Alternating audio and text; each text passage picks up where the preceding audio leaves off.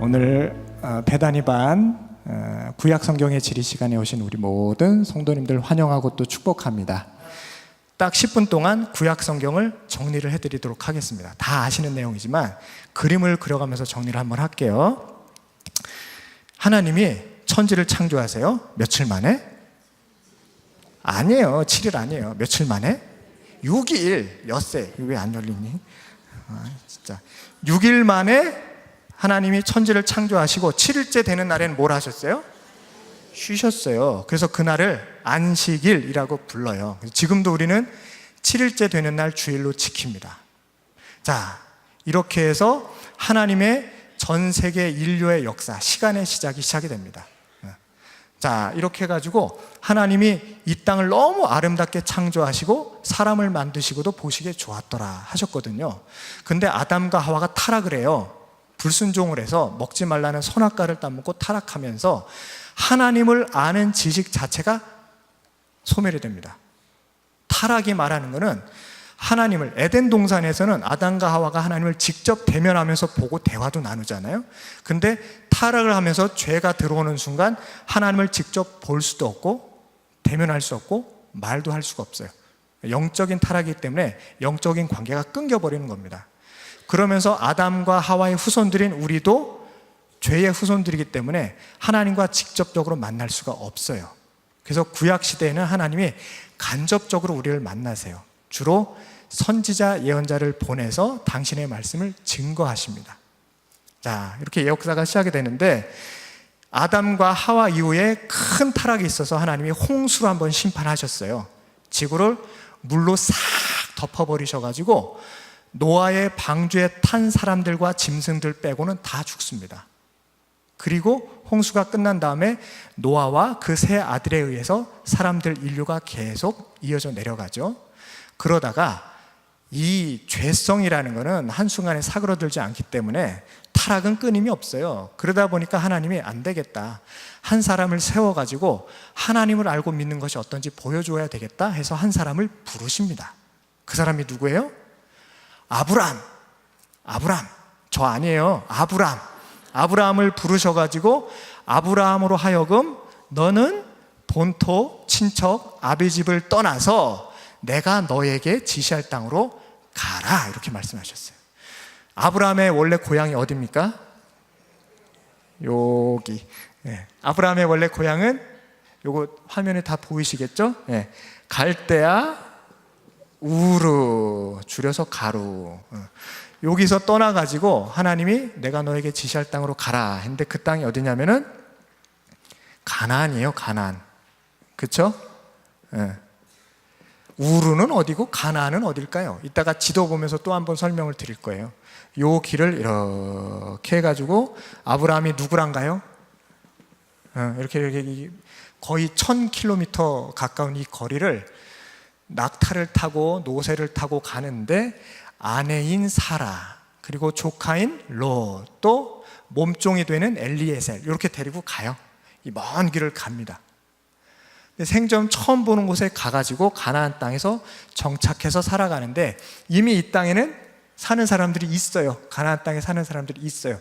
그러니까 아브라함은 가나안 사람들이 보기에 이방인입니다. 그럼에도 불구하고 하나님 앞에 순종해서 여기에 와서 살아가요. 그러니까 아브라함이 여기서 사라와의 사이에서 100살에 그 약속의 아들 이삭을 낳죠. 이삭은 쌍둥이 아들 에서와 야곱을 낳고, 에서는 장자권을 동생한테 넘기면서 이 야곱이 장자권을 딱 움켜쥐고 아들을 12를 낳아버립니다. 참 대단해. 12를 낳아버립니다. 엄마가 4명이에요. 아들은 12명. 순서 다 외우실 수 있어요? 12명 아들. 따로 여쭙지 않겠습니다. 뭐 루벤, 시몬, 레위, 유다, 이사갈 쫙 있어요. 그래서 요셉, 베냐민까지 나왔는데 문제는 가나안에서 잘 살다가 야곱의 12 아들들이 아버지 야곱의 편애와 형제들 사이의 시기 질투로 인하여 11번째 아들 요셉이 형들에 의해 이집트로 팔려갑니다. 이집트 땅으로. 다 아시는 얘기죠? 예수 믿고 처음 들으시는 얘기 아니죠? 여기까지는 다 아시겠지. 팔려가요. 요셉이 팔려갔는데, 근데 우리 하나님은 해피엔딩의 하나님, 뒤끝이 없으신 하나님. 사람들이 아무리 악을 저지르고 잘못을 해도 결국은 하나님이 다 이렇게 예쁘게 만들어내세요. 결론은 멋지게 끝납니다. 요셉이 여기에서 억울하게 종살이를 하다가 하나님이 요셉과 함께 하셔서 보디발네 집에 복을 주시고, 하나님이 요셉과 함께 하셔서 이집트의 제2인자 총리가 되게 만드셔요. 그렇죠? 그러고선 하나님이 이집트 땅 가나안 땅에다 큰 흉년을 주십니다. 흉년이 오기 전에 풍년이 먼저 있었죠. 7년간. 그러다 보니까 가나안 땅에서 먹고 살 게 없었는데 이 아버지하고 형제들이 배가 고파서 굶어 죽게 생기니까 소문을 듣자니 이집트에 가면 먹을 게 있다더라. 그래서 아버지 야곱이 아들들 보고 야야 가서 먹을 것 좀 구해온나, 우리 다 굶어 죽게 생겼다 아이가, 이래가지고 옵니다. 형제들이 와가지고 이 이집트의 총리 대신 요셉 앞에서 머리를 조아리고 먹을 것 좀 달라고 해요. 근데 그 총리 대신이 누구예요? 자기 동생 요셉이에요. 이렇게 해서 만나잖아요. 극적으로 만나가지고 처음에는 형들이 벌벌 떨어요. 큰일 났다, 난리 났다, 우리가 저 요셉 팔아먹어가지고 우리 잘못하면 목이 날아가게 생겼는데, 근데 요셉은 하나님의 은혜로 형들을 용서하고 화해합니다. 그리고선 아버지까지 다 모셔서 흉년이 몇 년 더 남았으니 우리 그냥 이집트 땅에서 삽시다 해서 일가 친척 70명, 몇 명이요? 70명이 와가지고 이집트 땅에서 살아요. 이집트 왕 땅 그 바로 임금이 애굽 총리 이 요셉의 가족들이 왔다는 얘기를 듣고 이집트 땅에서 가장 비옥한 고센 지역에다가, 이 나일강 하구에 고센 지역에다가 여기서 모여서 살아, 이렇게 허락을 해줘요. 이 고센 땅에서 몇 년을 사냐면 430년을 살아요. 70명이 내려가서 430년 동안 몇 명으로 불어나요? 뿐다니까 이상하네. 70명으로 시작해서 몇 명으로 늘어나냐면 장정만 60만 명. 출애굽할 때 장정만 60만 명. 이 숫자가 이해가 되십니까? 70명이 430년 만에 장정만 60만 명, 어린아이, 어르신들, 여자분들까지 다 합치면 거의 200만 명에 달하는 엄청난 폭발적인 인구 성장이 있었던 거예요. 그 옛날에. 근데 한번 생각을 해보세요. 옛날에 뭐 병원이 있어요? 약이 있어요? 보톡스를 맞아요? 뭘 해요? 이때는 아무것도 없었거든요. 근데 이만큼 많은 사람들이 폭발적으로 증가했다. 고대 사회에서 인구가 이렇게 증가를 하려면 세 가지가 없어야 가능해요. 뭐가 없어야 되냐면, 첫 번째 전쟁이 없어야 돼요. 두 번째는 기근이 없어야 돼요. 세 번째는 전염병이 없어야 돼요. 이래야 인구가 증가를 해요. 그렇죠? 전쟁이 없어야 사람들이 평안하게 결혼해서 애를 낳고 키웁니다. 기근이 없어야 굶어 죽지 않아요. 그리고 전염병이 돌지 않아야 사람들이 비명 행사하지 않아요. 이게 없었다는 얘기예요. 430년 동안 이집트 땅에서. 이해가 되시죠? 그러니까 잘 생각해 보세요. 이 야곱 일가 70명이 이집트 땅에 내려와가지고 이집트 땅에서 400년 동안 전쟁도 없었고 기근도 없었고 전염병도 없었다는 얘기예요. 그러면 야곱 일가 덕분에 복받은 사람은 누굽니까? 이집트 사람들이 복받은 거예요. 이게 복의 원리입니다. 아시겠죠? 우리가 예수를 잘 믿으면 나 때문에 누가 복받냐면 나는 말할 것도 없고 내 주변 사람들이 복받아요. 이게 성경의 원리예요.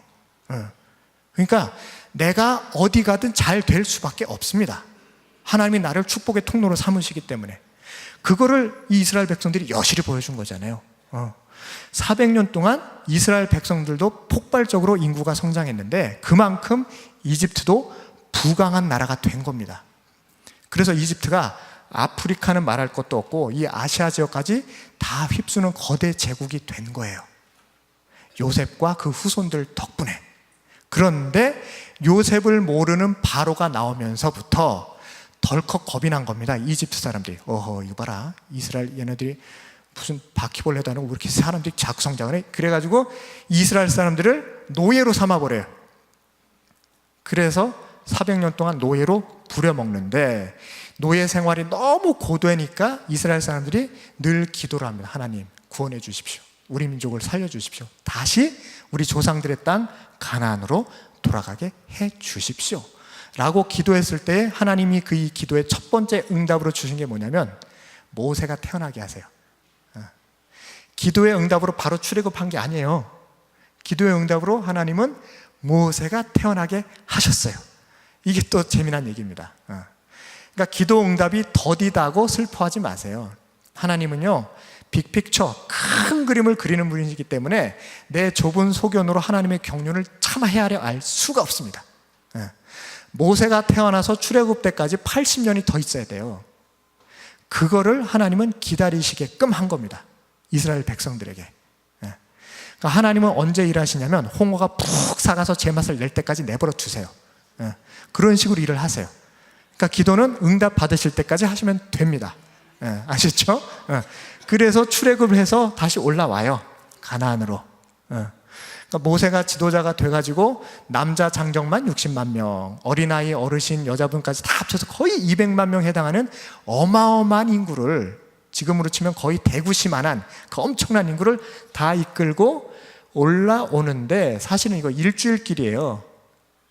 일주일이면 걸어 올라오고 천천히 걸어도 열흘이면 올라오는 가나안 땅인데, 문제는 뭐냐면은, 아이고, 여기 바란 광야에서 정탐꾼을 보냈단 말이에요. 가나안으로 12명의 정탐꾼을 보내죠. 지파별로 한 명씩 선수들을 뽑아가지고, 그러고선 40일 동안 가나안 땅을 정탐하고 와서 보고하게끔 합니다. 그 내용 다 아시죠? 2명은 들어갈 수 있다, 10명은 나는 못해 이렇게 보고를 한 거예요. 못하는 이유가 뭐냐면, 우리는 저들이 보기에 메뚜기 같아요, 이렇게 보고를 해버렸어요. 아이고, 키가 그냥 어메 세상에, 저희는 거인족속, 우리 포도 송이 하나 매운 거 봐, 이게 사람만의 포도 한 송이야, 이러고서 이걸 보여주면서 아이고, 싸우면 우리는 다치게 생겼어, 못 들어가요. 이게 10명의 고백이었고, 나머지 2명은 할 수 있다, 저들은 우리의 밥이다, 이랬단 말이에요. 그 2명이 누구예요? 갈렙과 여호수예요. 갈렙과 여호수. 근데 민주주의는 머릿수로 해결해야 되잖아요. 10대 2가 됐죠. 그래서 모세를 비롯한 지도자들이 누구의 말을 들어요? 아이고, 이 10명의 말을 들어요. 10명의 말을 듣고 온 이스라엘 백성들이 대성통곡을 합니다. 이러려고 우리를 여기로 끌고 나왔냐, 먹을 것도 없지, 물도 없지, 뭔 고생이냐, 이러고선, 그래서 모세도 당황하고 화가 납니다. 이스라엘 백성들이 그 모습을 보고. 하나님도 화가 나셨어요. 그래서 벌을 내리신 게 뭐냐면, 광야에서 뺑뺑이 40년을 돌게 하세요. 이렇게 해서 40년을 돌다가 40년 후에 가나안 땅으로 들어가게 하세요. 왜 40년이에요? 왜 40년이에요? 이 가나안 땅을 정탐한 날이 40일이었는데 하루를 1년으로 계산해서 40년이에요. 그래서 광야에서 40년을 빙글빙글 돌다가 가나안으로 들어가게 하셨어요. 그래서 가나안 땅에서 정착해서 사는데, 심지어는 누구도 못 들어가냐면 모세조차 못 들어갑니다. 가나안 땅에. 40년은 뭐냐면, 한 세대가 완전히 죽고 나서 새로운 세대, 뉴 제네레이션이 일어날 때까지 기다리는 시간이었어요. 40년이. 그래서 이집트를 기억했던 모든 사람들이 다 죽어서 광야에 묻힌 다음에, 광야에서 태어나서 이집트를 모르는 세대만 가나안 땅에 들어간 거예요. 새 나라 새 민족은 새로운 세대가 이끈다, 이게 하나님께서 일하시는 방식이었습니다. 그러니까요, 자꾸 옛날 일을 들추시면 안 돼. 옛날에는 어땠고 지금 청년들은요, 그 청년들만의 고민이 따로 있어요. 그러니까 들어주시고 수긍해 주세요. 우리나라의 미래는 청년들한테 달려 있어요. 그러니까 기꺼이 넘겨주셔야 됩니다. 모세가 여호수아에게 넘겼듯이 기꺼이 넘겨주셔야 됩니다. 그래야 새로운 나라가 시작됩니다. 어쨌든 가나안 땅에 들어갔어요. 들어가가지고 여호수아가 여리고 성을 비롯해서 가나안의 온 성읍을 다 정벌 합니다. 그리고선 이 땅에서 제비 뽑기를 해가지고 12지파가 사이좋게 땅을 다 분배해서 나눠 가져요. 이게 여호수아 사사기 때 이야기입니다. 처음에는 왕정을 하나님이 거부하셨어요. 왕 세우기를 거절하셨습니다. 왜냐하면 왕은 힘과 권력과 경제력을 한 손에 다 쥐고 독재자가 될 위험이 있거든요. 그래서 하나님은 왕정제를 거부하시고 사사제도는 사실은 지금 다시 한번 저희가 고찰해 봐야 되는데, 사실은 성경의 민주주의는 사사제도에 다 들어있어요. 사사가 모두 몇 명이 등장합니까? 사사기에 12명이 등장하거든요. 근데 12명을 보면은 출신 지파들이 다 달라요. 모든 지파에서 고르게 하나님이 선택하십니다. 그리고 사사에게는 절대적인 권한을 다 안 주시고 뭐 블레셋이 쳐들어왔을 때, 미디안이 쳐들어왔을 때 그때그때 서로 다른 사사를 세워서 이벤트 하나에 임명 하나씩만 딱 맡기세요. 근데 사사들은 자기가 이제 통치를 다 하다가 아들한테 물려주곤 했는데 하나님이 그것까지 막으십니다. 아들한테 물려주는 걸 막으시고 당대까지만 사사 노릇하라고 딱 끝내세요. 그러니까 여기는 아들을 통해서 계승되지도 않아요. 그러니까 사사 시대가 사실은 오히려 하나님이 꿈꾸시는 하나님 나라 이상이 더 가깝다는 거, 그거를 꼭 기억을 하시고요. 그럼에도 불구하고 이 이스라엘 백성들이 계속 왕을 요구합니다. 왕을 달라고. 에돔도 왕이 있고 모압도 왕이 있고 암몬도 왕이 있는데 왜 우리는 왕이 없어요? 우리도 똑같이 좀 해주세요. 이래가지고 사무엘이 화딱지가 났는데 하나님이 사무엘 보고 뭐라고 말씀하시면 걱정 말아라 사무엘아, 쟤들은 너를 버린 것이 아니라 나를 버렸노라. 그러고서 하나님이 왕을 허락을 하십니다. 그래서 첫 번째 왕이 사울은 어느 지파 출신이에요? 베냐민 지파 출신인데 사울이 잘생겼어요. 영화배우 같아요. 장동건 같이 원빈 같이 생긴 것 같아요. 그래서 사람들보다 키가 더 커가지고 머리 하나가 더 있었대요. 사울이. 그러니까 사울이 어디에서만 나타나도 빛나는 겁니다. 그냥 걸어만 다녀도 사람들이 이러고 쳐다봐요. 우와, 이렇게 봐야 되는 인물을 하나님이 왕으로 세워주셨어요. 사울이 처음엔 잘했습니다. 근데 뒤로 갈수록 점점 사람이 영 망가지면서 결국에는 다윗한테 나라를 다 넘겨주게 돼요. 불쌍한 왕이죠, 사실은. 그래서 사실상 이스라엘 민족, 이스라엘 나라의 기틀을 다 세운 왕은 다윗이었습니다. 다윗은 어느 지파 출신이에요? 한 123명만 아시고 나머지는 모르시는 것 같아. 다윗은 어느 지파 출신이에요? 유다 지파 출신이에요. 예수님은 어느 지파 출신이에요? 예수님은 그럼 누구의 후손이에요? 그렇죠. 육신적으로는 다윗의 후손이에요. 고향도 똑같아요. 다윗의 고향은 베들레헴, 예수님의 고향은 베들레헴. 똑같아요. 예수님은 유다 지파 출신이거든요. 다윗이 유다 지파 출신으로 이스라엘의 기틀을 딱 잡습니다.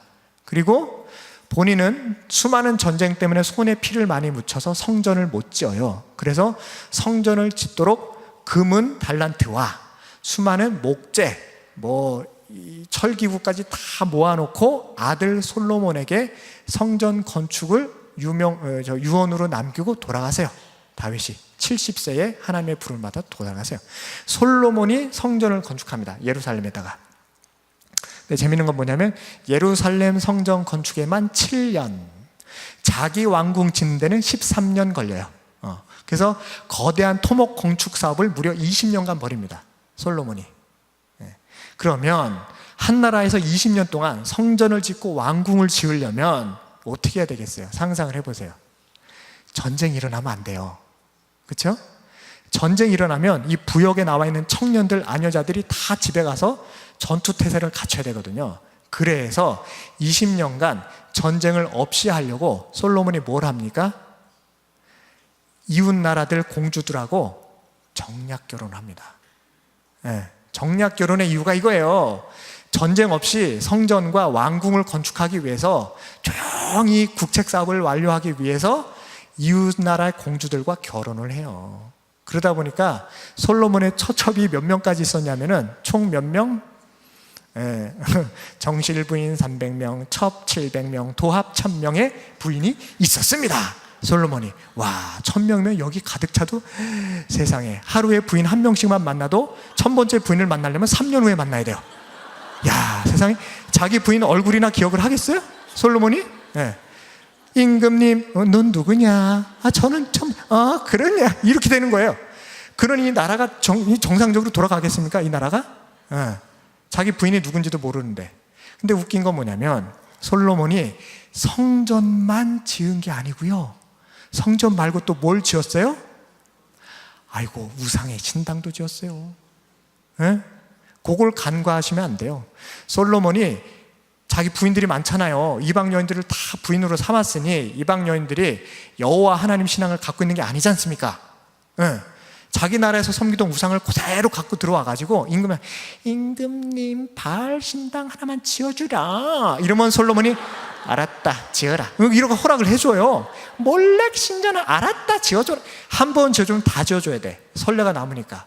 그래가지고 예루살렘 성 안에 하나님의 성전도 있고 이 왕비들이 섬기는 우상 신당도 같이 있었어요. 타락의 시작, 나라 분열의 시작은 거기서부터 시작됐습니다. 그러니까 솔로몬이 성왕이네, 위대한 왕이네, 다른 관점에서 좀 보셔야 됩니다. 사실은 솔로몬 때부터 이스라엘의 분열과 타락과 멸망이 시작이 됩니다. 그래서 솔로몬 아들 르호보암 때에 나라가 쪼개지는 거예요. 이 나라가 이렇게 르호보암 때에. 그러니까 르호보암이 왕위에 올랐을 때에 솔로몬 때 대신들, 그러니까 나이가 많으신 어르신들, 원로 대신들이 와가지고 르호보암 젊은 왕한테 간언을 해요. 임금님, 아버지께서 선왕께서는 20년 동안 국책 사업을 벌이시느라 세금도 많이 좀 빨리 좀 말씀하시고, 아이고 그러니까 저 세금도 걷고 부역도 많이, 그래서 뭐 어쩌란, 그러니까 세금을 좀 낮춰달라고요. 이 얘기를 이제 하는 거예요, 충신들이. 그렇지 않겠어요? 20년 동안 엄청난 세금을 걷고 청년들 다 불러다가 공사장에서 일을 시켰는데 그게 너무너무 부담이 된 겁니다, 백성들한테는. 그래서 르호보암한테 세금도 낮춰주시고 부역도 좀 줄여주시라. 그러면은 온 백성들한테 존경받는 임금이 되실 수 있다. 맞는 얘기잖아요. 근데 르호보암이 싫어 이러고 그럽니다. 거기서 안 해. 그러고선 우리 아버지 새끼 손가락, 우리 아버지 허리보다 내 새끼손이 더 두껍다 이러면서 어마어마하게 세금을 더 걷어버리고 부역을 시켜버려요. 그래서 솔로몬 밑에서 장수를 하던 여로보암이 화딱지가 나가지고 안 해, 못 해먹겠어. 그러고선 쿠데타를 일으켜가지고 나라를 쪼개서 북쪽으로 올라가요. 처음 들으세요 이 얘기? 오, 그렇게 그런 눈빛으로 저를 보시면 그래가지고 북이스라엘, 남유다 나눠지잖아요. 북이스라엘에 몇 지파가 올라가요? 10지파. 남유다에는 몇 지파가 남아요? 2지파. 이 2지파는 어디예요? 그렇죠, 베냐민하고 유다. 베냐민하고 유다는요 옛날부터 친했어요. 유다는 야곱의 4번째 아들이고 베냐민은 막내 아들이에요. 그러니까 요셉이가 이집트에서 총리 자기 형제인 걸 모르고 이 요셉이가 너희들 막내 동생 있느냐? 있긴 있는데 지금 아버지 때문에 막내도 데려오너라 했을 때에 끝까지 막내를 막아줬던 그 아들이 유다예요. 차라리 날 잡아두십시오. 막내 베냐민까지 데려오면 우리 아버지가 뒷목 잡고 돌아가십니다. 그러니까 베냐민은 그냥 두시고 차라리 저를 죽이십시오 했던 게 유다예요. 그러니까 유다하고 베냐민은 옛날부터 돈독했어요. 그 베냐민 지파에서 사울이 나왔고 유다 지파에서 다윗이 나오잖아요. 2지파가 끝까지 잘 결속이 되어 있습니다. 신약 성경에 넘어오면 신약 성경의 2명의 주인공, 복음서의 예수님, 서신서의 바울. 예수님은 무슨 지파 출신이라고요? 유다 지파. 바울은 어느 지파 출신이에요? 베냐민 지파. 그러니까 예수님하고 바울하고 아주 절친한 스승과 제자이자 복음 전도자였잖아요. 그러니까 유다와 베냐민의 관계는 신약까지 계속 이어집니다. 어쨌든 이 남유다가 끝까지 살아남는데 북이스라엘이 먼저 멸망을 하거든요. 여기서는 뭐 계속 우상 숭배가 이루어지면서 결국은 하나님이 북이스라엘을 먼저 치십니다. 어느 나라가 북이스라엘을 쳐요? 아수르가 쳐요. 아수르가 쳐가지고 722년 BC 722년에 이 북이스라엘이 쫄딱 망합니다. 그러면서 포로로 끌려가고, 아수르 정책이 뭐냐면은 자기가 정복한 나라에 아수르 백성들을 보내서 결혼을 하게 해요. 피를 섞어버려요. 그래서 민족성을 말살해버리는 겁니다. 그러니까 아수르 사람들이 백성들을 보내서 이 땅에서 통혼을 합니다. 북이스라엘 사람들하고. 그래서 사마리아 지방, 이게 북이스라엘의 수도가 사마리아 지방이잖아요. 사마리아 지방에 정통 유대인이 아니고 아수르와 피가 섞인 혼혈족들이 많이 생깁니다. 그래서 남유다 사람들이 북이스라엘 사람들을 무시하는 거예요. 니들은 정통 유대인이 아니다. 니들은 피가 섞였다. 니들은 성전에 들어올 자격이 없다. 이러고선 남유다 사람들이 북이스라엘을 무시합니다. 언제까지 무시하냐면 예수님 때까지 신약 성경 때까지 무시를 해요. 그래서 사마리아를 피해 다니잖아요. 신약 성경 보시면. 근데 예수님은 사마리아를 질러 가시죠. 사마리아 여인을 막 만나고 대화도 하시죠. 그래서 제자들이 그걸 보고 경악을 하지 않습니까? 사마리아 사람하고 말을 섞네? 이러고선 제자들이 놀랄 정도로 이 사마리아 지방 사람들을 경시했습니다. 오랜 세월 동안. 그러다가 남유다도 망해요. 어느 나라에 망해요? 바벨론. 야, 다 아신다. 공부 잘하셨습니다. 바벨론, 느부갓네살이 쳐들어와 가지고 남유다까지 결국 망합니다. 그래서 포로로 끌려가요. 어디로 끌려가냐면 어디로 끌려가요? 여기로 끌려가요. 이거 재밌어요. 처음 시작점으로 다시 갑니다. 아브라함이 출발했던 그 땅, 이 바벨론의 수도가 여기예요. 이 동네예요. 갈대아우로. 여기로 끌려가서 몇 년간 포로 생활을 해요? 70년간. 70년이라는 숫자가 또 중요해요. 출애굽한 백성들은 40년간 광야에서 떠돌았죠. 바벨론으로 포로 간 남유다 백성들은 70년간 여기에 머물러요. 70년이라는 숫자가 뭐냐면 남유다에서의 우상 숭배와 경험을 전혀 모르는 새로운 세대, 뉴 제네레이션이 다시 탄생할 때까지 하나님이 시간을 두신 겁니다. 그래서 포로기가 끝나고 다시 돌아간 사람들은 이때의 기억과 경험이 전혀 없는, 예루살렘이 어딘지, 이스라엘 땅이 어떤 곳인지 전혀 모르는 새로운 세대들이 다시 돌아가서 새로운 나라를 건설해요. 아시겠죠? 그러니까 수룹바벨, 에스라, 느헤미야, 이때 이야기가 포로기 이후에 다시 돌아가서 성벽을 쌓고 성전을 건축하는 그 이야기입니다. 그러면서 말라기까지 해서 구약성경 이야기가 딱 끝나요. 여기까지가 구약성경입니다. 참 쉽죠? 예, 참 쉬워요. 근데 70년이라는 시간이 참 중요한데, 사실은 70년은 뭐냐면 사람이 회복되는 시간이기도 하고 땅이 회복되는 시간이기도 해요. 잘 보세요. 7일 하나님께서 6일간 천지 창조하시고 7일째 되는 날 쉬셨어요. 그리고 우리 보고도 쉬라고 하셨어요. 그날이 안식일입니다. 그리고 7년째가 되면 안식년이 있어요. 그렇죠? 안식년이 되면 뭘 놀려요? 땅을 놀려요. 땅을 놀려요. 저도 농사 안 지어봐서 모르겠는데, 농사 짓는 분들이 농사를 한 땅에서 오래 지으면 지력을 다 빨아먹어서 더 이상 농사가 안 되는 때가 온대요. 그러면은 농사를 안 짓고 1년간 놀린답니다. 땅을 놀리면은 다시 지력을 회복해가지고 그 다음 해에 씨앗을 뿌리면, 파종을 하면 또 곡식이 잘 자란대요. 그런 시간을 버는 게 안식년이에요. 그게 7년에 한 번. 그러니까 6년간 농사 짓고 7년째 되는 해에는 그 땅을 놀리는 겁니다. 그리고 희년이라는 게 있어요. 희년은 50년째 되는 해. 49년 동안 일을 하고 50년째 되는 해에는 뭐를 해야 되냐면 두 가지가 있는데, 우리 집에서 부리던 노비를 해방시켜주고 내가 경작 부쳐먹던 이 땅을 원주인에게 돌려주는 거예요. 사람의 해방과 땅의 해방이 희년입니다. 그게 50년이에요. 그런데 70년이라는 시간은 뭐냐면 땅의 해방, 사람의 해방, 또 하나가 뭐냐면 시간의 해방이 있어요. 이 의미가 시간 해방. 이 시간은 뭘 의미하냐면 하나님께서 새로운 역사를 다시 창조하시겠다는 얘기입니다. 옛날 이스라엘 민족, 이스라엘 나라를 다 무너뜨리고 옛날을 기억하지 못하는 세대로 하여금 새로운 역사를 창조하겠다는 얘기예요. 이게 포로기 귀환의 뜻입니다. 이해가 되시죠? 이러면서 신약이 시작되는 거예요. 새 시대는 그래서 예수 그리스도로부터 시작이 되는 겁니다. 여기까지 구약 성경 이야기예요. 여기까지. 재미나죠? 자, 요거를 얼마 안 됐어요, 시간이. 요거를 이제 지도와 사진을 보면서 다시 차근차근 설명을 드리도록 하겠습니다. 자, 오늘은 구약 성경의 질인데, 한 가지 질문으로 오늘 공부를 관통을 해보려고 해요. 하나님은 왜 가나안 땅을 선택하셨을까? 하고 많은 땅 중에, 하고 많은 나라 중에 왜 하필이면 이 땅을 선택하셔서 아브라함으로 하여금 여기 가서 살라고 하셨나? 왜 여기에서 선민 이스라엘을 일구라고 하셨나?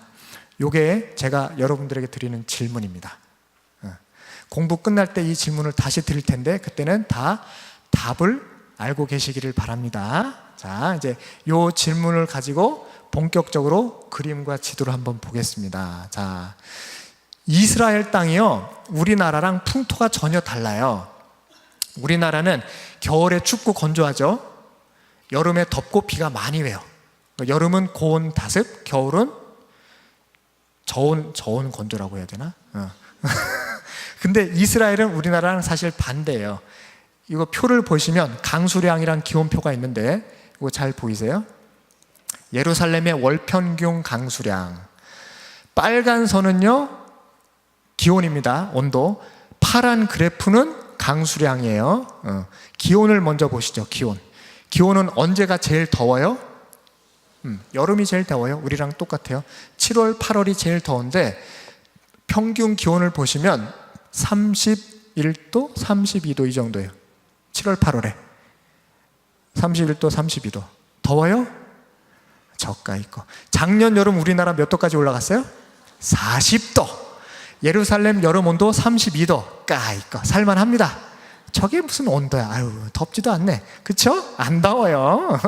겨울을 보시면 겨울에도 영하로 내려가지 않습니다. 온도가 영하로 떨어지지 않아요. 가장 추울 때가 이제 1월 달 이때인데 1월 달에도 한 17도, 16도 이 정도 돼요. 기온이 영상으로.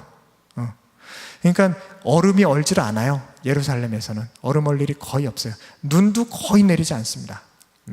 요거를 기억해 두시고요. 춥지 않은 땅, 근데 건조한 나라라는 거 기억해 주고, 강수량을 보세요. 강수량. 비가 언제 가장 많이 내려요? 비가 가장 많이 내리는 달이 12월, 1월, 2월 이렇습니다. 그러니까 이스라엘에서는 우기가 언제냐면 겨울이에요. 11월, 12월, 1월 이때가 우기예요. 이때 비가 많이 와요. 그래서 이때 파종을 합니다. 이스라엘에서는 밀 씨앗을 저때 뿌려요. 그리고선 봄에 거둬요. 비가 언제 제일 안 와요? 7월, 8월 아예 없어요. 강수량 자체가 없어요. 빵빵. 우리나라는 언제 비가 제일 많이 와요? 7월, 8월. 우리나라 연평균 강수량이 한 1400mm쯤 되는데 7월, 8월에 1년에 내릴 강수량의 반이 다 와버립니다. 우리나라는. 그렇죠? 살아보셔서 아시죠? 7월에 장마 오고 8월에 태풍 오고 해가지고 어마어마하게 비가 쏟아붓습니다. 우리나라는 7, 8월에 비가 많은데 이스라엘은 7, 8월에 비가 한 방울도 없어요. 그러니까 이 표를 보시면 성지순례가 언제 가장 좋은 계절이다? 이스라엘 성지순례 갈 때는 언제가 가장 좋다? 4월, 5월 이때가 좋습니다. 꽃 피고 예뻐요. 그리고 아무리 더워도 32도, 33도 저가 있고, 우리나라는 뭐 40도 되는 나라에서 살고 뭐 영하 20도도 살아보고, 우리나라 사람들이 못 사는 곳이 없어요. 어디든 가서 다 잘 살 수 있어요. 이제 5월 달에 성지순례 갈 건데 그거 아무것도 아닙니다. 아무 걱정 마세요. 뛰어다니실 수 있어요. 근데 건조하니까 물은 많이 드셔야 돼. 그러니까 이집트가 아니고 이스라엘이 기후가 이렇다는 거 염두에 두시고, 이제 땅의 사진을 한번 보시겠습니다. 요거는 단면도인데요. 남북 이스라엘 가운데로 딱 잘랐을 때, 북이스라엘 남유다 이렇게 가운데 딱 잘랐을 때 단면이 저래요. 이제 가장 높은 데가 예루살렘은 언덕 위에 있는 도시예요. 해발 700고지에 있습니다. 예루살렘이. 우리나라 평창하고 비슷해요. 평창도 해발 700고지 있는 동네잖아요. 예루살렘이 그래요. 해발 700고지에 있어서 사실은 예루살렘은 수비형 도시입니다. 공격형 도시가 아니고 사통팔달 뻥 뚫려 있는 데가 아니고 언덕 위에서 수비하는 도시예요. 그래서 예루살렘을 정벌하기가 아주 힘이 듭니다. 언덕 위에 도시가 있어서. 거기다가 다윗이 도읍지를 딱 정해놨어요. 그리고 여리고 사해 쪽으로 계속 내려가요. 그러니까 예루살렘에서 여리고로 내려간단 말이 진짜 맞아요. 어마어마하게 내려갑니다. 사해 바로 옆에 여리고 도시가 있는데, 여리고는 이 바다 수면보다 더 낮아요. 더 낮은 데에 도시가 있어요. 사해 바다 자체가 지구상에서 가장 낮은 데 있는 동네입니다. 그러다 보니까 굉장히 고온 건조해요. 사해 쪽이. 그리고 요단강 동편으로 가면 이제 느보산 있죠. 우리 모세가 돌아가신 곳 느보산. 저희가 요단 동편인데 저 느보산에서 날이 맑은 날, 개인 날 이렇게 요단강 저편 반대편을 바라보면은 예루살렘 쪽이 보일 정도예요. 이렇게 보입니다. 서로 언덕 위에서. 이게 단면도예요. 우리나라는 서쪽이 평야지도고 동쪽 강원도 쪽으로 산이 많잖아요. 그러니까 이스라엘은 조금 다릅니다. 가운데 사해를 중심으로 움푹 들어갔고 양쪽으로는 언덕이 있다는 거, 요거를 기억해 두시면 되겠습니다. 다음 사진 또 보여주세요.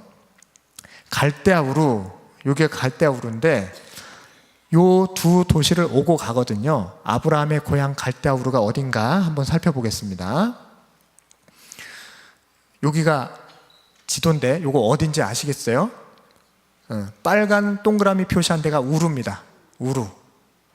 빨간 표시 있는 데가 저기가 오늘날 이란 이라크 쪽 있는 땅이거든요. 이란 이라크. 저기가 걸프만이에요. 저기 있는 데가 걸프만. 초록색이 비옥한 땅이에요. 초록색 지대에서는 농사가 됩니다. 농사가 왜 되냐면 물이 있어요. 저기에 물이 있어요. 세계 4대 문명지 기억나세요? 4대 문명 발상지? 저희가 메소포타미아 문명이 생겨난 곳이에요. 오른쪽에 있는 빨간 동그라미 갈대아 우루 땅이 메소포타미아 문명이 시작된 곳인데 저 메소포타미아 문명은 위에 티그리스강, 아래 유프라테스 강이 흘러갑니다. 그래서 두 강 사이에서 농사를 지을 수 있어서 사람들이 모여 살아요. 저 땅에서 농사가 가능하기 때문에.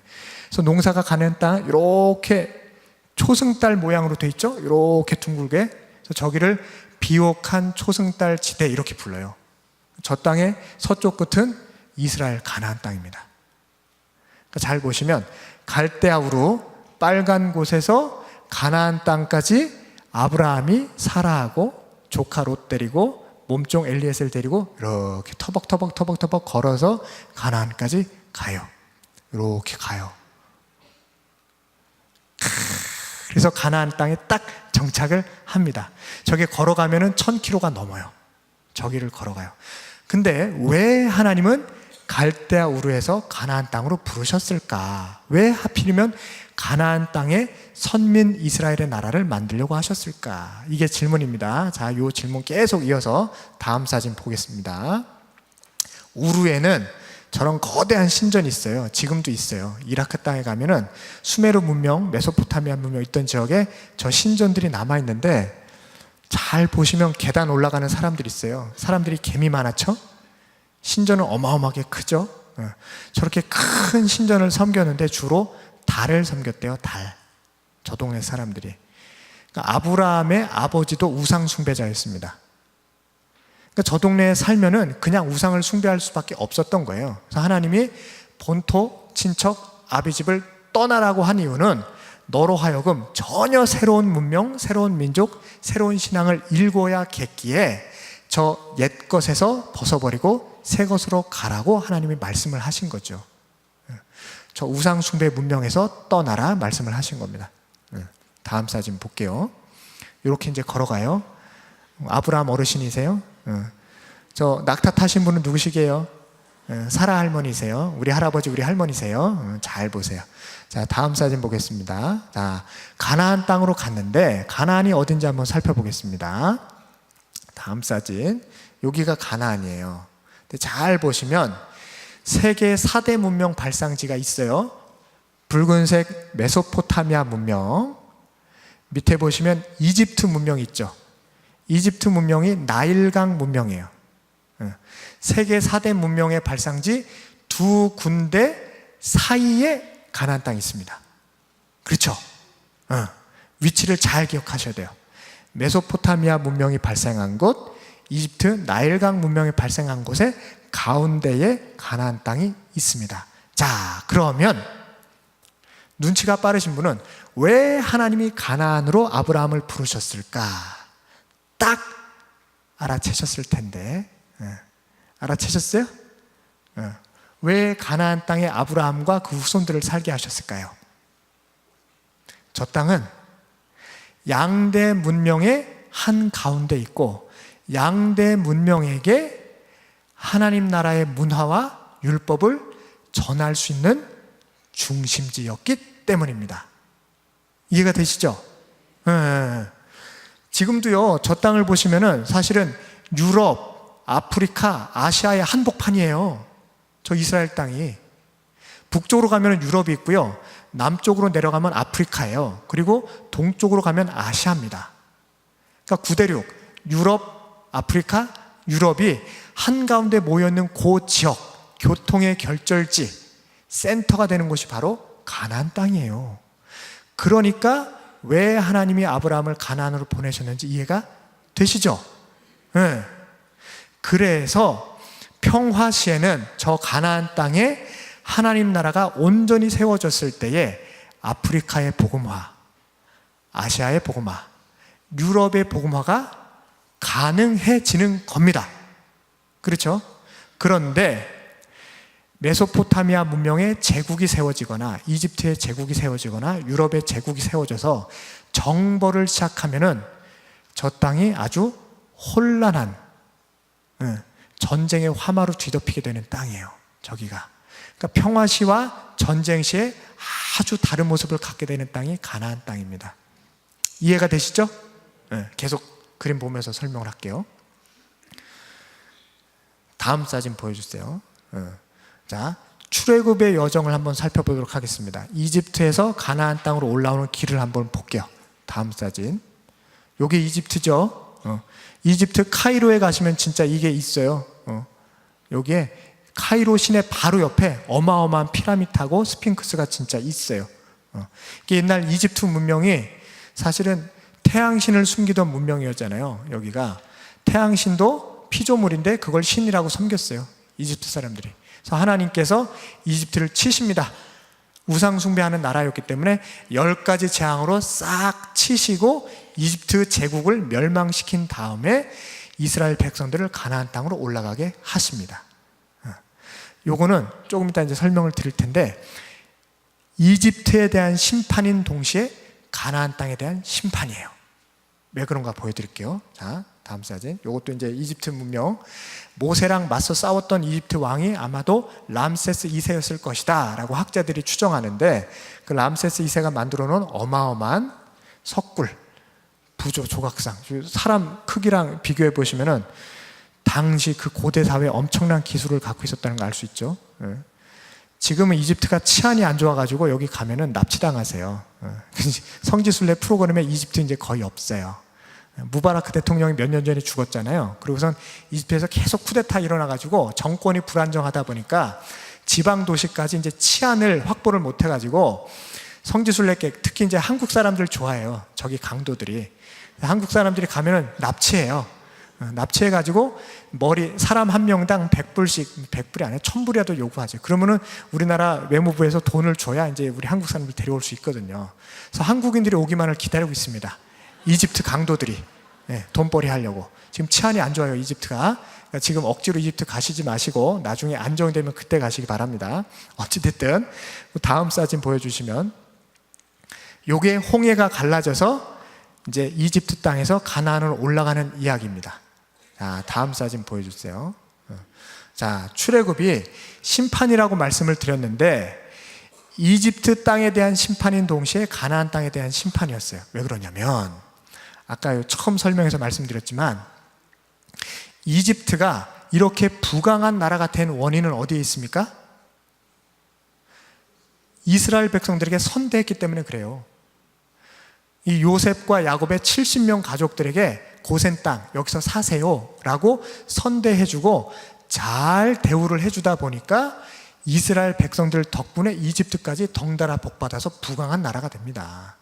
근데 그 부의 원인이 어디 있는지 후손들이 다 까먹어요. 그리고선 하나님을 섬기지 못하고, 요셉의 그 여호와 하나님을 섬기지 못하고 자기들의 신 파라오 태양신을 섬기다 보니까 하나님께서 이집트를 심판하실 수밖에 없었어요. 그 전격적인 대결의 구도가 모세와 바로의 대결 구도고 10가지 심판이잖아요. 그게 하나님께서 이집트를 심판하시는 내용입니다. 가나안 심판은 뭔가? 가나안 땅으로 다시 올라가야 하는데 가나안에도 7족속이 살고 있어요. 단일 민족이 아니고 뭐 히위 족속, 헷 족속, 기르가스 족속, 여부수 족속에서 7개 족속이 모여 살고 있는데 이 가나안 땅도 이 야곱과 그의 백성들이 이집트로 다 내려간 이후에 여호와 하나님 신앙을 다 잃어버린 겁니다. 가나안 땅에서. 그러면서 우상 숭배가 극심해지다 보니까 가나안 땅까지도 하나님이 심판을 하세요. 그러니까 출애굽은 이집트의 심판과 가나안의 심판이 동시에 진행되는 사건이었습니다. 이스라엘 백성들을 구원해주는 동시에 땅에 대한 심판, 역사에 대한 심판이 같이 있었어요. 이게 출애굽 사건입니다. 다음 사진 보여주세요. 자, 그 근거가 뭐냐? 요 레위기 말씀, 하나님이 어떻게 땅을 심판하시나, 제가 레위기 25장 23절 말씀 한번 같이 읽어보겠습니다. 시작. 토지를 영구히 팔지 말 것은 토지는 다 내 것임이니라. 너희는 거류민이요 동거하는 자로서 나와 함께 있느니라. 아멘.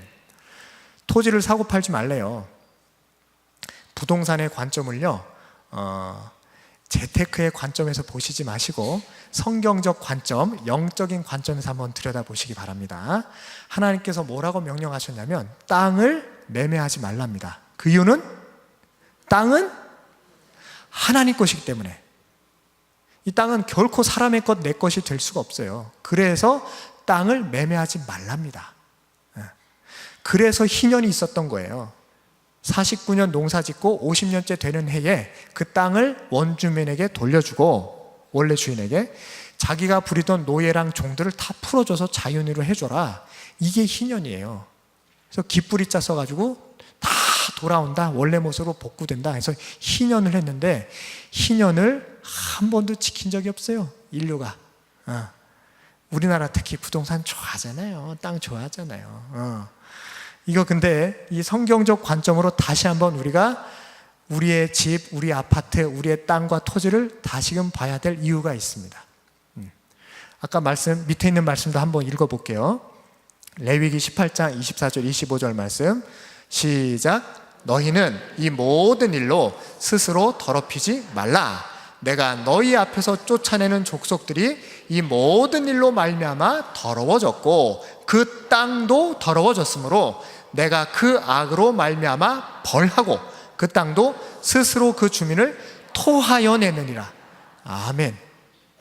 이게 이집트를 심판하고 가나안을 심판했던 하나님의 근거입니다. 이집트 사람들과 가나안 사람들이 그 땅을 더럽혔대요. 그래서 결국 땅의 주인이신 하나님께서 땅으로 하여금 그 주민들을 토해내게 만드셨대요. 그게 심판이에요. 그게 심판입니다. 이집트의 10가지 재앙이 내려서 그 땅의 백성들을 홍해도 빠뜨리시고 장자도 죽이시고 했던 게 다 뭐냐면 땅, 이집트 땅이 우상 숭배하는 이집트 백성들을 토해내는 작업이었어요. 그래서 다시 한번 여호와 하나님 신앙이 뿌리 내릴 수 있도록 땅을 갈아엎어버리는 겁니다. 가나안 땅도 마찬가지. 이 40년 동안 유리 방황하긴 했지만 가나안 땅으로 들어오면서 여호수아와 이스라엘 백성들로 하여금 7족속들이 차례대로 정벌이 되잖아요. 하나님이 너무 무시무시한 명령을 내리시는데 한 명도 살려두지 말아라. 어린아이, 여자, 짐승들까지도 다 죽여라. 이러셨어요. 그래서 우리는 처음 그 말씀 읽으면 끔찍하잖아요. 하나님이 이렇게 잔인할 수가 있어? 어머 세상에, 말이 돼. 그래도 같이 더불어 살면 안 되나? 이런 생각이 드는데 하나님은 가나안 백성들을 다 진멸하라 이러셨어요. 그 이유가 뭐냐면 심판입니다. 가나안 땅에 대한 심판이었어요. 이스라엘 백성들이 그 땅에 없었던 430년 동안 이 가나안 족속들이 우상 숭배를 하면서 백성들도 타락하고 땅까지도 더럽혀버린 거예요. 그래서 하나님이 가나안 땅으로 하여금 그 가나안 7족속을 토해내게 만드신 겁니다. 그래서 다 진멸하라 하셨어요. 다시 흙으로 돌아가게 만드신 거예요. 가나안 7족속을. 그리고 거룩한 백성 이스라엘로 하여금 다시 들어가서 가나안 땅의 역사를 새롭게 시작하여라. 이게 출애굽과 가나안 정착의 이야기입니다. 자, 우리나라도 사실 마찬가지예요. 우리도 일제시대를 경험해보고 6.25를 경험해봤기 때문에 전쟁이 얼마나 끔찍한지 잘 압니다. 그런데 6.25를 통해서 우리나라가 환골탈퇴하게 돼요. 조선시대 구습을 다 버려버리고 완전히 새로운 민주공화국으로 탈바꿈을 합니다. 그렇죠. 그러면서 우리나라가 온전히 기독교 나라가 될 수 있는 발판이 마련이 돼요. 이거는 기존의 역사학자들하고 전혀 다른 이야기인데 아무튼 성경적으로 봤을 때 그래요. 그러니까 유교가 끝났을 때에 우리나라가 완전히 잿더미고 온 나라가 초토화가 되어 있었는데 우리나라에 수많은 기독교인들, 특히 미국 같은 나라에서 원조를 보내주고 선교사를 파송해요. 그래서 우리나라가 다시금 일어서도록 도와줍니다. 그러면서 우리나라가 60년대, 70년대 엄청난 기독교 부흥이 있었어요. 해방됐을 때에 1945년 해방됐을 때에 우리나라 기독교인은 20만 명이 채 안 됐습니다. 그때 3.1절 예배 때 보셔서 기억하시죠? 전 국민의 1%도 안 되었던 기독교인이 60년대, 70년대 넘어가면서 폭발적으로 부흥을 해가지고 한때 전 국민의 25%, 1,000만 명을 헤아리는 기독교인이 있었다라고 해요. 지금은 좀 줄긴 했지만. 그게 뭐냐면 중국이랑 일본이랑 비교했을 때 우리나라에서 왜 이렇게 폭발적으로 기독교의 부흥이 있었나? 하나님께서 우리나라를 택하신 거예요. 택하신 거예요. 아까 지도 보셨죠? 가나안 땅이 어디에 있는지 보셨죠? 이 이집트 나일강 문명하고 메소포타미아 문명이 만나는 그 중간에 있었습니다. 우리나라 지도 머릿속에 그려지시죠? 우리나라가 어디 있는지 아시죠? 네. 북방의 대륙 세력과 바다 태평양의 해양 세력이 만나는 반도예요. 한반도, 우리나라가. 그래서 북방을 대표하는 세력들이 중국과 러시아입니다. 사회주의 국가죠. 해양을 대표하는 세력이 일본과 미국이에요. 그렇죠? 네. 그 중간에 우리나라가 들어와 있단 말입니다. 그러니까 사실은 유교가 일어난 것도 이 북방의 대륙 세력, 저 공산당하고 해양 세력, 민주주의 세력하고 사실은 우리나라에서 폭발해가지고 전쟁이 벌어진 게 그게 6.25잖아요. 이렇게 이해하시니까 새롭지 않으세요? 하나님이 우리나라를 택하셨다니까요. 그래서 우리나라를 한번 싹 갈아엎으신 게 일제시대와 6.25였습니다. 그 이후에 새 시대, 새 역사를 우리 보고 쓰라고 명령하셨어요. 그래서 하나님의 말씀에 순종하여서 하나님의 길을 가야 되는 게 우리의 사명입니다. 지금 한국 기독교의 사명이에요. 근데 이 사명을 우리가 잘 감당을 못하면 아까 레위기 말씀 보신 대로 이 한반도 땅이 우리를 어떻게 할 수 있어요?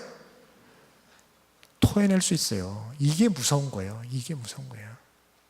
우리가 이 한반도에서 북방 세력의 전도, 해양 세력의 전도의 이 과업을 잘 감당치 못하면 하나님께서 언제든 우리를 다시 토해낼 수 있답니다. 이게 성경의 가르침이에요. 그래서 우리가 늘 깨어서 기도해야 하고 말씀에 담긴 하나님의 뜻으로 되돌아가야 돼요. 이게 우리가 살 길입니다. 한반도에서 한민족과 한국교회가 살 길은 말씀밖에 없어요. 기독교 신앙밖에 없습니다. 하나님께서 이 태평양 지역에서 우리를 택하셔서 저 북방의 중국과 러시아가 또 해양의 일본과 특히 타락해가는 미국이 다시 변화될 수 있도록 우리를 동방의 등불로 세우고 있으시거든요.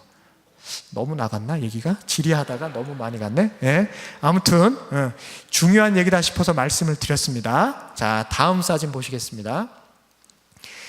이스라엘 백성들이 출애굽해서 광야길을 걸어서 가나안으로 올라왔던 그 광야길 사진이에요. 한 5초만 감상해 보세요. 저 길을 걸었다 생각해 보세요.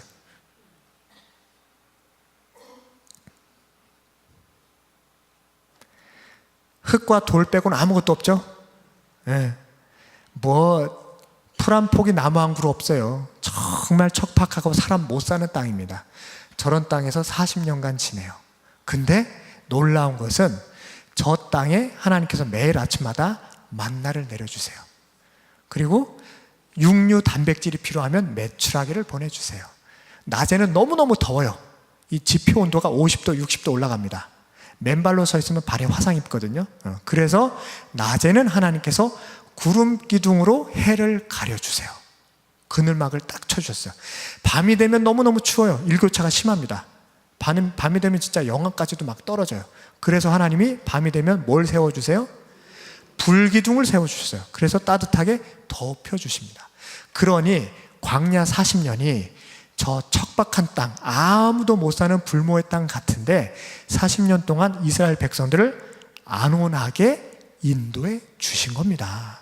그래서 성경을 보면은 신발도 헤어지지 않고 의복도 헤어지지 않았다 이렇게 나와요. 40년간 유리방황을 했으나.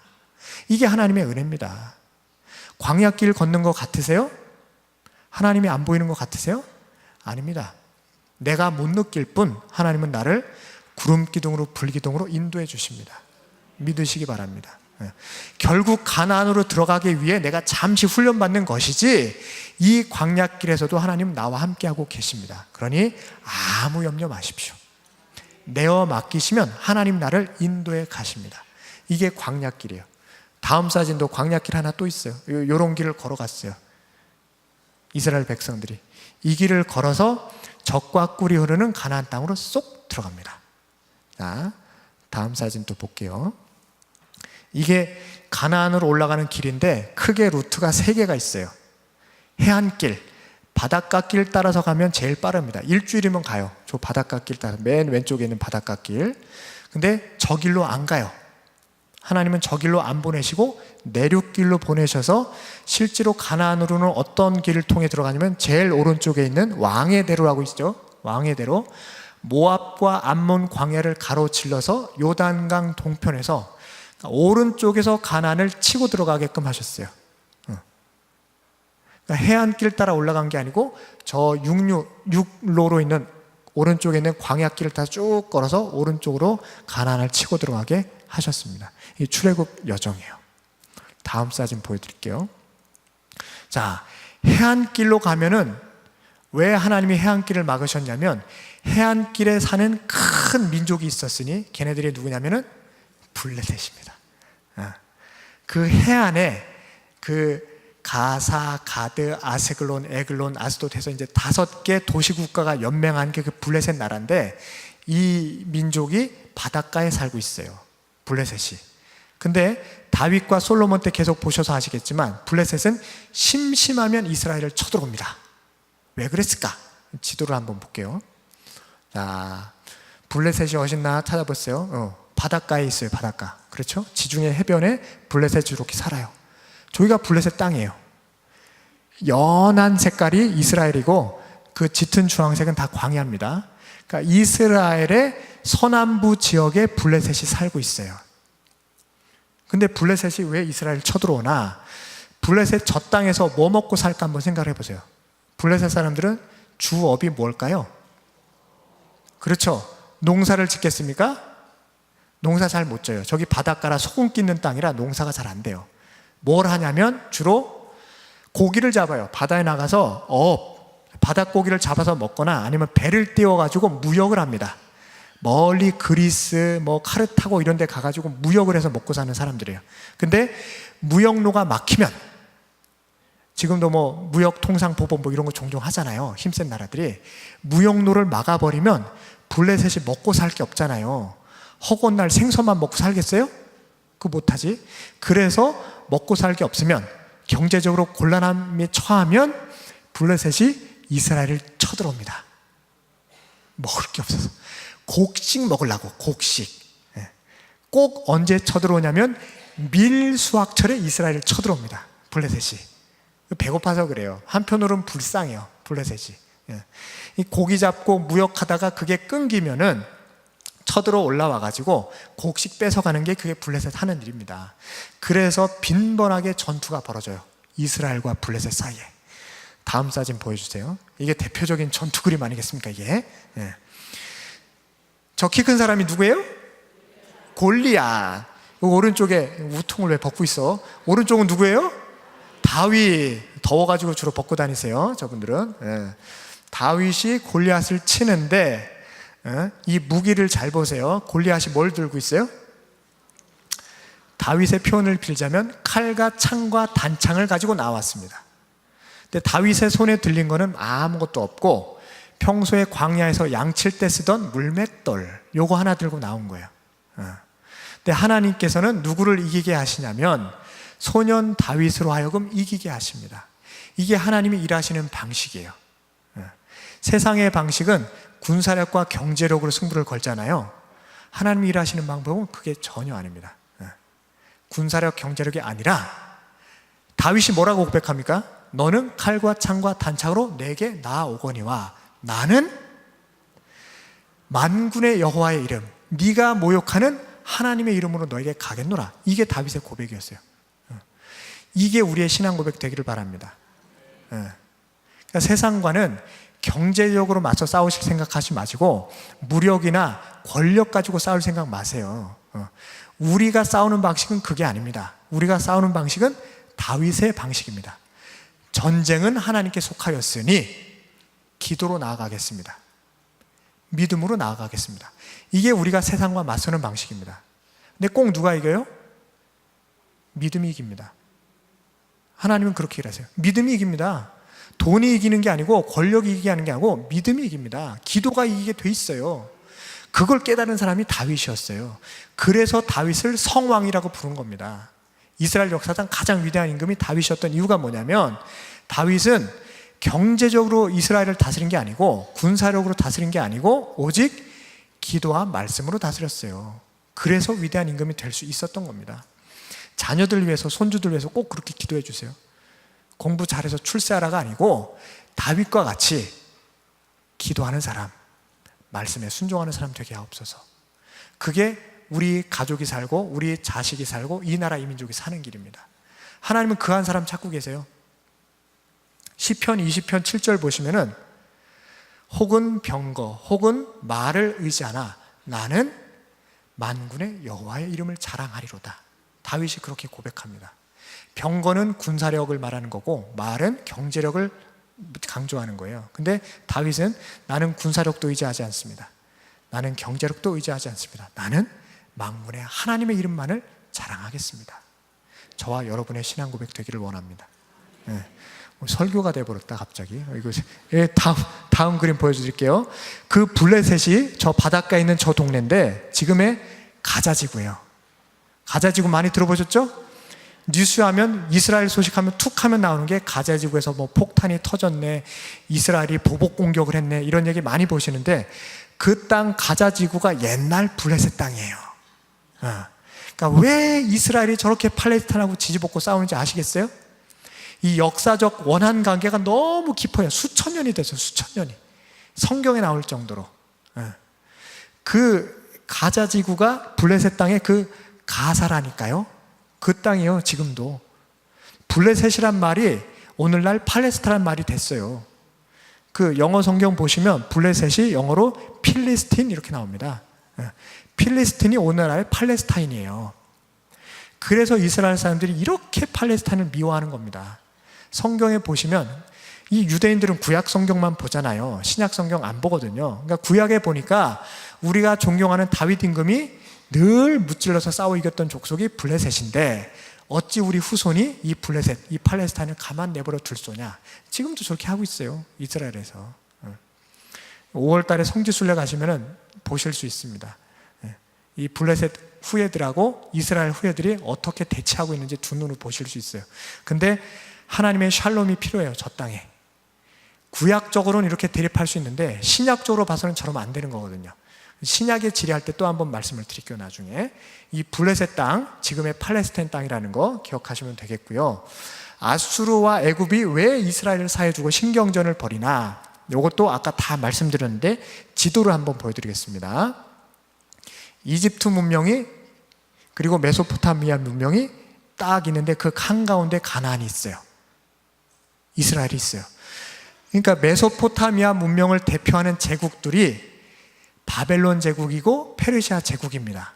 얘네들이 힘이 세지니까 어디로 치고 내려가요? 저 이집트 문명을 꺾기 위해서 이스라엘 땅을 밟고 이집트로 내려가는 거예요. 이해가 되시죠? 이집트 문명이 힘이 세지면, 이집트 바로가 힘이 세지면은 저 메소포타미아 문명을 치기 위해서 이스라엘을 밟고 북쪽으로 올라가는 거예요. 이해가 되시죠? 그러니까 두 문명 사이에서 전쟁이 벌어질 때마다 늘 고래 싸움에 새우등 터지는 데가 가나안 땅이에요. 그래서 요한계시록에 보면 아마겟돈이라고 나와요. 아마겟돈, 그게 하르마겟돈, 그게 이스라엘 평원인데 지금 이스라엘 땅이에요. 거기가 이스라엘 땅. 그러니까 마지막 최후의 전쟁이 결국 이스라엘 땅에서 벌어질 것이다 라고 예언이 돼 있어요. 요한계시록에. 그러니까 저 이집트 남방의 세력하고 저 메소포타미아 북방의 세력이 중간에서 꽝 부딪혀가지고 큰 전투가 벌어질 곳이 결국은 이스라엘 땅이라는 거. 전시에는 초토화되는 땅인데 평화시에는 기가 막히게 멋진 땅이 바로 저 가나안 땅입니다. 그래서 하나님이 위험하지만 그럼에도 불구하고 아프리카로, 유럽으로, 아시아로 하나님 나라와 율법을 증거하여라 해서 가나안 땅에 이스라엘 나라를 세워주신 겁니다. 그래서 아수르, 애굽, 바벨론이 서로 저 가나안 땅을 차지하려고 으르렁거리는 겁니다. 저 땅이 중요한 지역이기 때문에. 다음 사진 보시겠습니다. 요거 이제 이게 아시리아 제국 땅이고요. 이집트하고 딱 맞서게 돼 있죠. 한가운데 남유다가 껴있죠. 우리 불쌍한 남유다. 저러다가 결국 망해요. 다음 사진 보여드릴게요. 요게 아수르가 남방에 있는 이집트를 치기 위해서 내려가는데 중간에 남유다가 있잖아요. 그래서 남유다 히스기야 왕을 조롱을 합니다. 랍사게가 뭐라고 조롱하냐면 한번 읽어보겠습니다. 시작. 이제 내가 너를 위하여 저 상한 갈대 지팡이 애굽을 의뢰하도다. 사람이 그것을 의지하면 그의 손에 찔려 들어갈지라.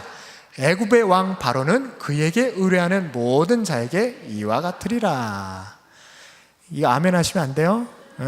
요거는 하나님은 랍사게의 말이에요. 요거는 랍사게. 참 이름도 참 누가 지었는지 똥싸게 같이 지어가지고 이 랍사게가 와가지고 이 히스기야 왕과 남유다를 조롱하면서 야야야야 저 상한 갈대 지팡이 같은 애굽을 니것들이 의지하냐? 아이고 니네 죽으면 그 다음은 애굽이야. 의지할 걸 의지하지 우리를 의지해라. 그러면서 지금 약 올리는 거예요 요게.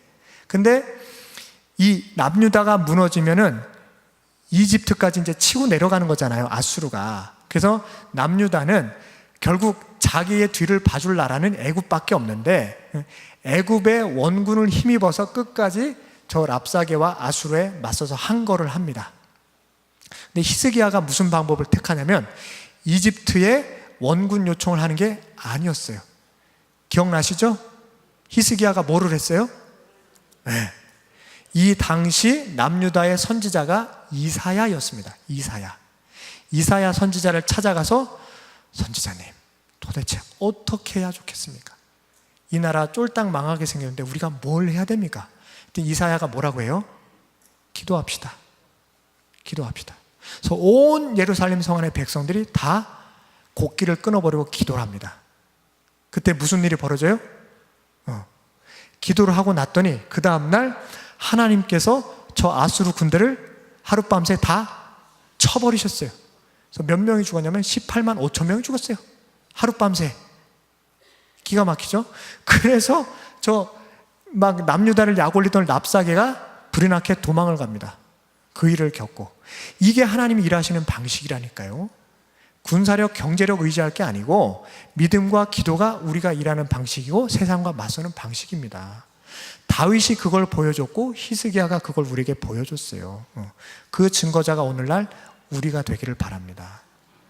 우리 한반도가 중요하다는 말씀 다시 거듭 드릴게요. 우리가 뜨겁게 기도해야 중국과 러시아가 변합니다. 우리가 뜨겁게 기도해야 일본과 미국이 변합니다. 그래야 동북아시아에 평화가 와요.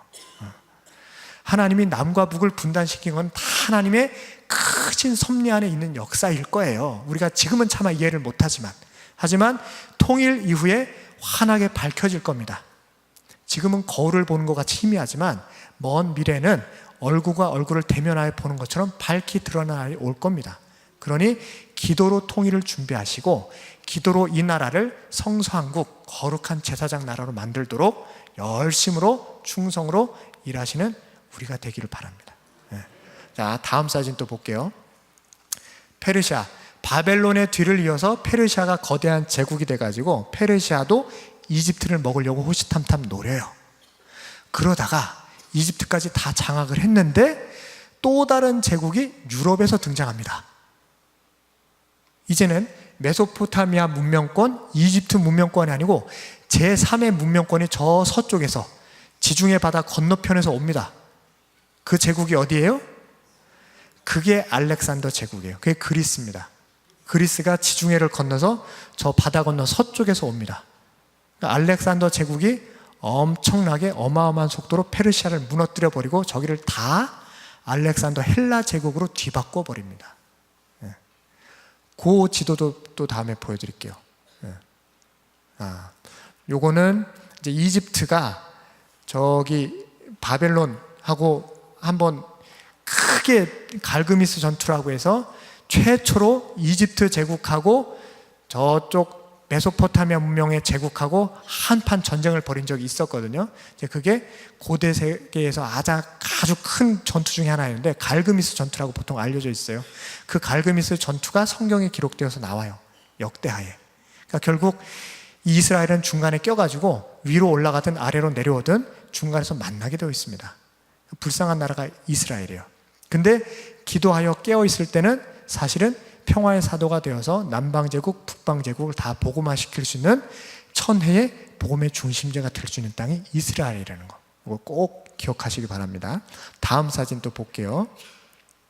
요거 지도 보고 이제 마칠 겁니다. 요거 지도 보고 구약 성경 지리를 싹 정리를 할 건데 지도 보면서 다시 한번 정리해 보세요. 다니엘이 포로 끌려간 곳은 바벨론 땅. 1차 포로로 끌려갔어요. 다니엘이 뭘 잘했냐면 바벨론의 우상을 섬긴 게 아니고 평생을 여호와 하나님만을 섬깁니다. 그래서 본인이 총리라는 아주 높은 자리에 있으면서도 하루에 3번씩 기도를 했어요. 다니엘이 어디를 바라보며 기도합니까? 예루살렘 성 방향을 보면서 기도를 했어요. 그러니까 바벨론에서 예루살렘 성 쪽을 보고 기도하려면 어느 쪽 창문을 열어야 돼요? 이렇게 한번 보세요. 자기 집에 와서 기도를 드렸단 말이에요. 다니엘이. 그러면 예루살렘 쪽으로 난 창문을 열어야 되는데 그쪽이 어느 쪽이에요? 서쪽이에요. 서쪽. 서쪽으로 난 방 창문을 열고 예루살렘 쪽으로 무릎을 꿇고 매일 아침, 점심, 저녁마다 다니엘이 기도를 드려요.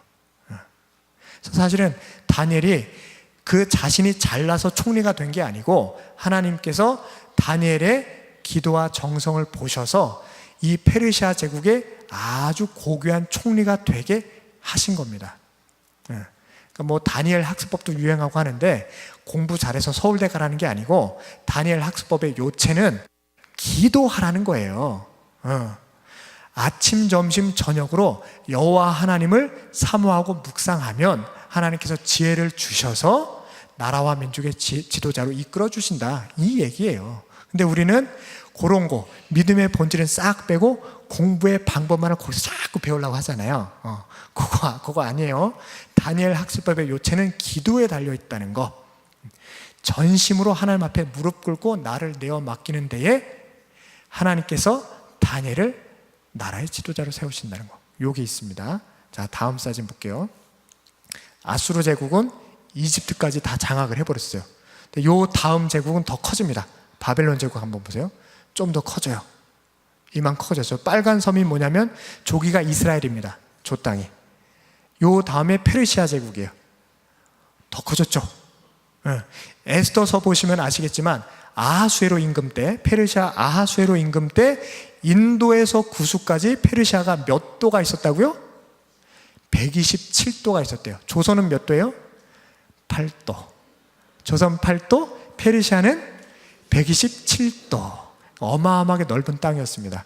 그러니까 오른쪽으로는 인도, 동쪽으로는 인도까지 가 있었고 서쪽으로는 거의 뭐 그리스, 뭐 이집트 다 장악을 했었죠.